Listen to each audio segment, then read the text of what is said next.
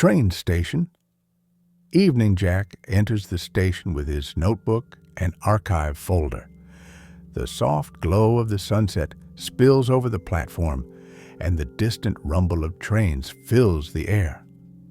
He approaches the ticket archive clerk and asks quietly, "Could you check something unusual for me? A missing passenger registered on July 3rd. Is all his information correct?" The clerk frowns slightly and rummages through the old logbooks. Jack watches intently, noting every seat number and name that appears. Suddenly, the clerk stops his finger on a name. This man, it seems there's been a mistake. His name is Daniel Whitmore, not Mike Harper. Jack pauses for a moment, flipping through the logbooks again. His heart races, his mind buzzing with questions. So, everything was recorded incorrectly. This wasn't Mike. Then who was the one who disappeared? He carefully writes down the new name, whispering to himself, "Daniel Whitmore? I need to find out who he was and why no one knows anything about him." Jack grips the logbook tightly, his gaze drifting to the slowly moving trains, feeling that the first real clue to solving the mystery is finally in his hands. Clark County Police Station. Evening Jack is once again seated at his desk, the doctor's patient list spread out before him. His pen moves slowly as his gaze lingers on the names and dates. He quietly finds the name Daniel Whitmore on the list. His heart races, his mind filled with, so this man was also the doctor's patient. What does that mean? Jack carefully compares the train archive notebook with the patient information. Strange details catch his attention. Daniel Whitmore had met with the doctor several times before his disappearance. Some of these meetings were recorded on days very close to his train trips. Jack mutters under his breath, "Everything is starting to form a pattern." Daniel Whitmore, the doctor's patient, goes missing and met with Dr. Richard several times. He places a hand on his chin, pressing his mind for answers. He feels the real clue is close, yet everything is still confusing and unclear. Jack closes the notebook firmly, takes a deep breath, and tells himself, "I need to review all the meetings and dates and find out why Dr. Richard was in contact with Daniel Whitmore so often."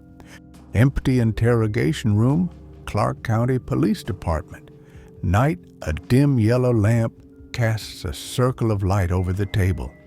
Jack sits alone, facing an old monitor that plays the station's security footage.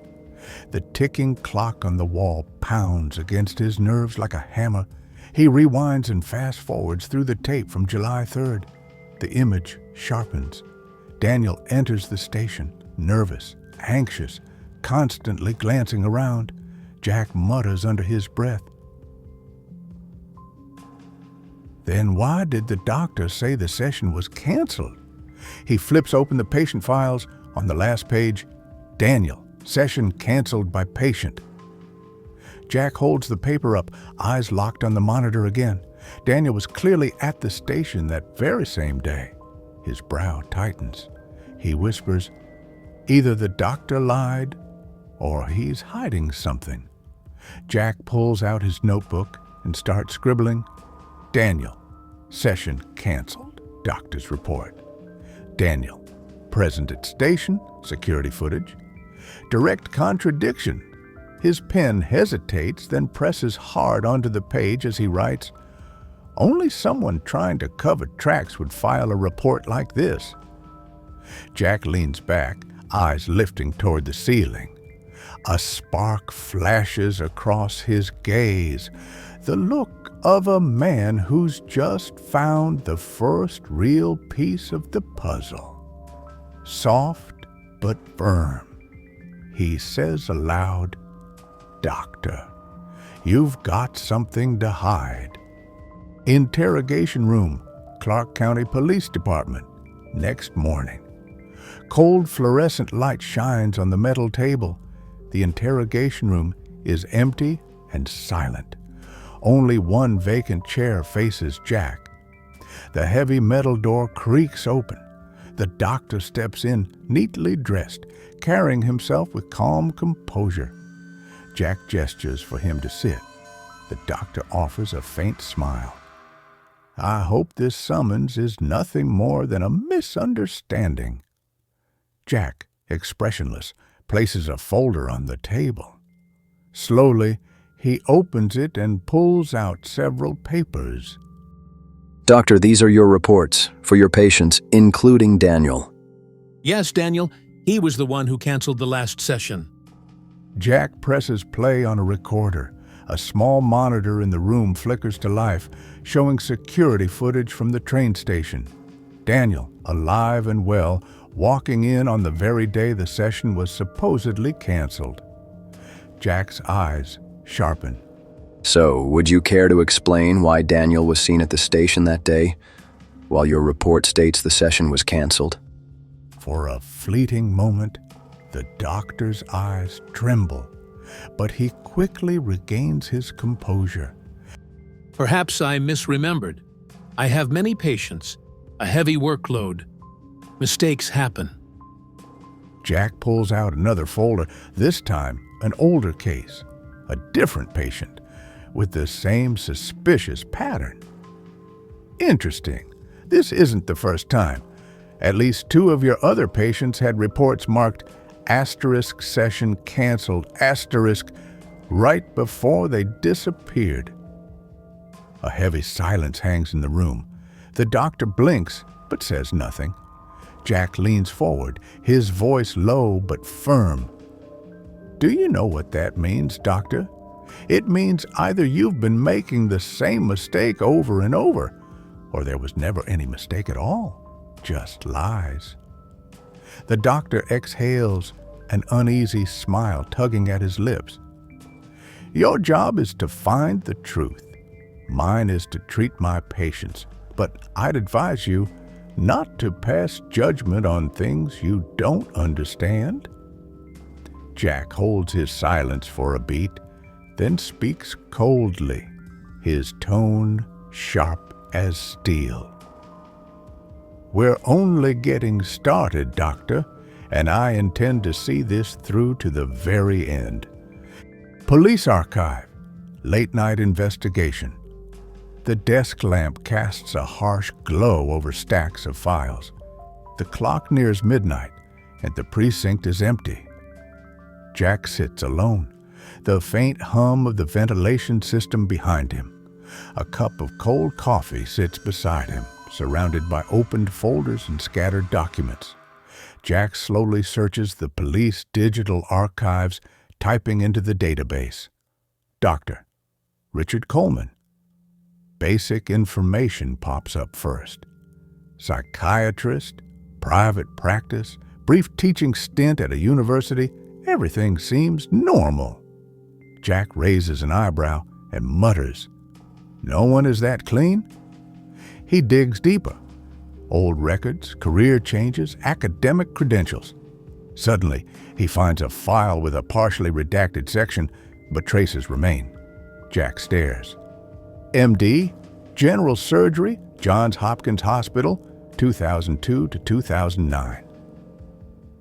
Jack leans back in his chair, whispering, "Surgery?"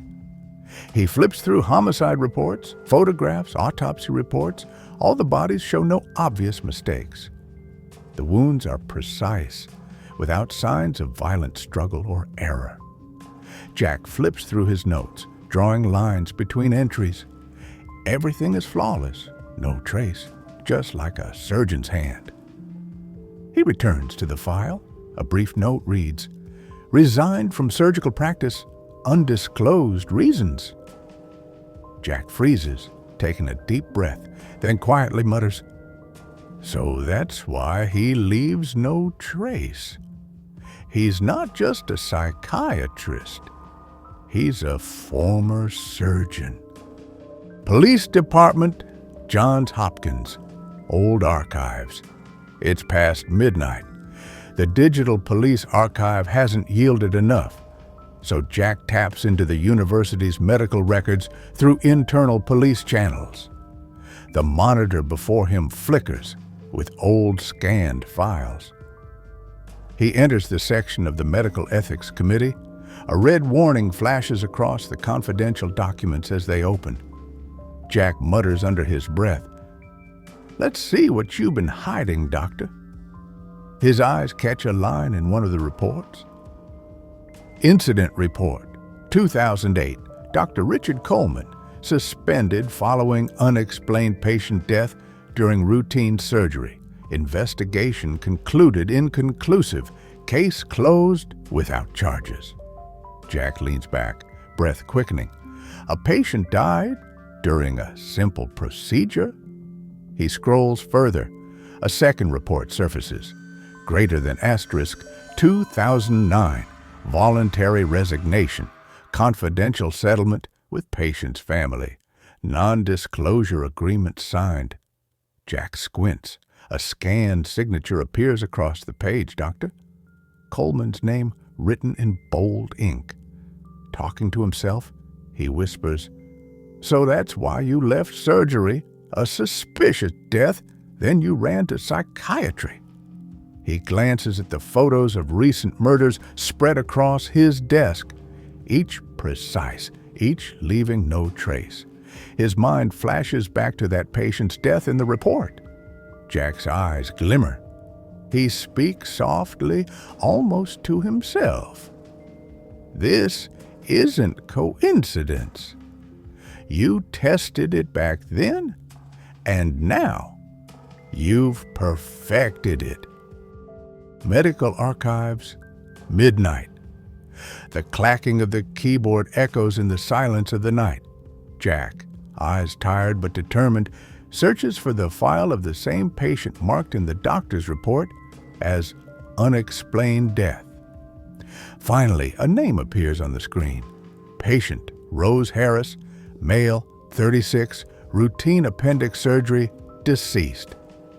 Jack whispers to himself, "Daniel, the same name." He opens the file.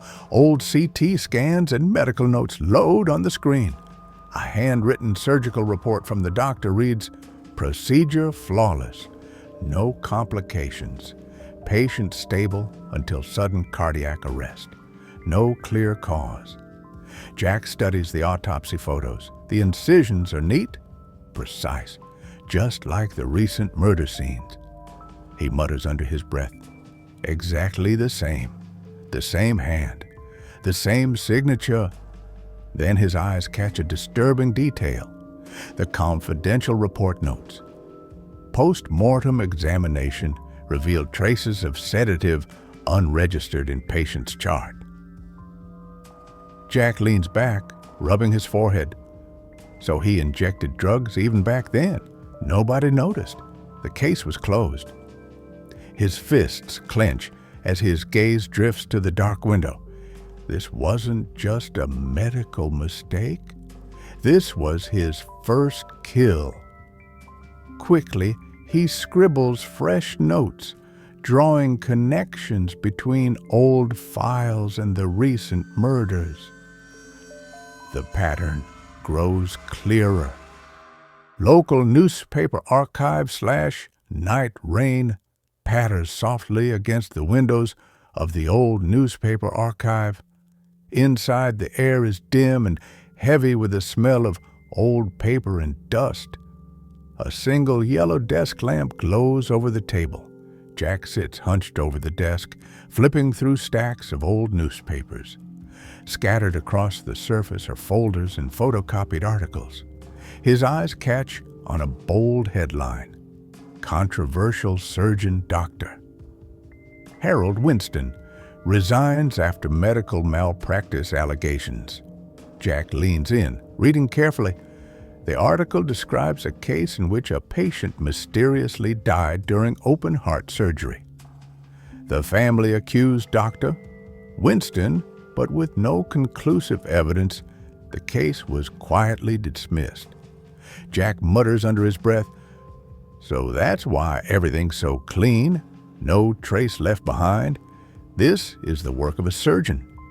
He quickly jots down notes: patient's name, surgery date, hospital. Then his eyes narrow as he studies the photo printed in the article. A grainy black and white image of a man in a white coat wearing a forced smile. Beneath it, Dr. Harold Winston, cardiac surgeon. Jack leans back in his chair, lights a cigarette, and stares at the curling smoke. The pieces of the puzzle are finally falling into place. He whispers, "A surgeon, psychiatrist, and behind all of these deaths, the same man." The ticking of an old wall clock breaks the heavy silence. Jack clenches his fist and tucks the papers back into the folder. His next step is clear. Face the doctor. Don't forget to follow and subscribe to The Bloody Clue. Stay tuned for more mysterious stories. With me, Detective Jack Mercer.